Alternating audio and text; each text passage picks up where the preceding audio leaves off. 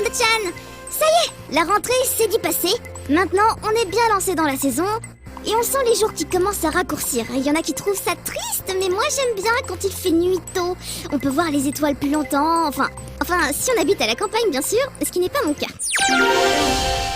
À ce sujet, j'ai vu une vidéo impressionnante sur écran.fr. Un internaute s'est posé la question suivante. Si à la place de la Lune, on avait d'autres planètes? Il s'est penché sur la question et a travaillé avec un logiciel de rendu 3D pour avoir une idée de ce que ça donnerait. Le résultat est très amusant à regarder et doté aussi d'une certaine dimension poétique. Mais cet internaute garde les pieds sur Terre puisqu'il précise bien sûr, on ne pourrait plus vraiment appeler Lune une Saturne, Jupiter, Uranus ou Neptune à cette distance-là de la Terre. C'est la Terre qui serait satellisée par ces planètes.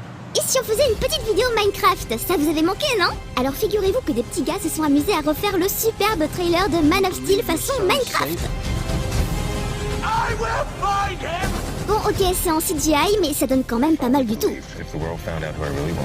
À l'occasion de la sortie Blu-ray 3D de Predator, oui, 3D, vous pourrez vous procurer des éditions ultra collector proposant d'avoir sa tête imprimée en 3D décapitée sur un pic fièrement arboré par le Predator. C'est la classe en intérieur. Le concept reste un peu limite, mais c'est tellement fanservice qu'on adore.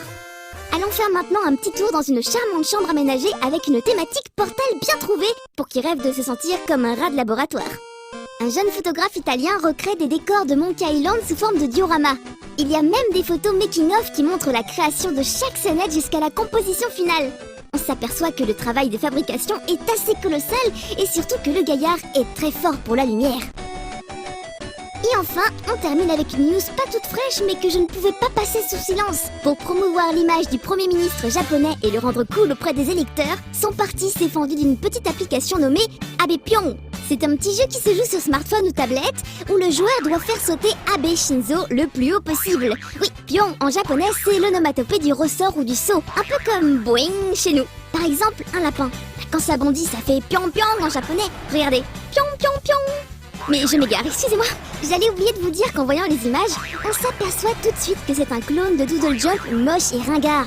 Le seul truc qui me plaît, c'est qu'on peut choisir la tenue du bonhomme. Allez, saute Abe, saute, pion pion. À la prochaine les otaku.